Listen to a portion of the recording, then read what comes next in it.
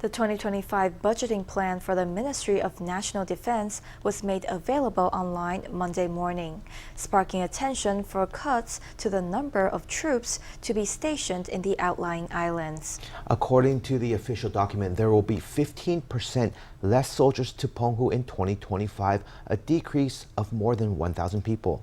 The ministry clarified earlier that the cuts could be attributed to low birth rates and higher employment rates, and reiterated that all budgetary decisions were made after careful assessments.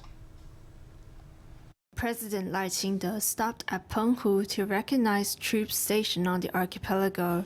The visit sparked attention to the Defense Ministry's budgeting plan for 2025, which revealed cuts to the number of military personnel in outlying islands.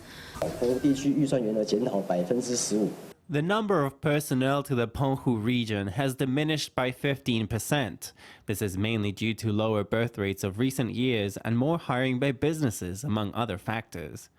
Therefore, after considering the number of officers currently in service and the number entering retirement, the ministry slashed the number of volunteer soldiers for the year 2025.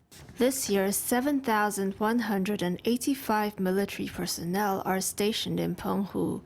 The number will fall by 15% to 6,093 persons next year. Both conscripts and volunteer soldiers will have a smaller presence. Meanwhile, the number of troops to Jinmen and Mazu, currently at around 8,200 persons, will see a slight increase next year. Although the number of conscripts to Jinmen and Mazu will decrease by nearly 500, there will be 550 more volunteer soldiers. As for stationed troops, having defensive personnel in outlying islands has always been our utmost priority. There's no such thing as too few soldiers in current enrollment. Balancing the duties of conscripts and volunteer soldiers has nothing to do with whether they're stationed in outlying islands or not. They play an important role for Taiwan, for the country regardless, so the ministry will make the most suitable arrangements. Although the number of volunteer soldiers had decreased due to low birth rates, the Defense Ministry reiterated the importance of outlying islands, stating that personnel arrangements were done after holistic assessments of the military's defense capabilities.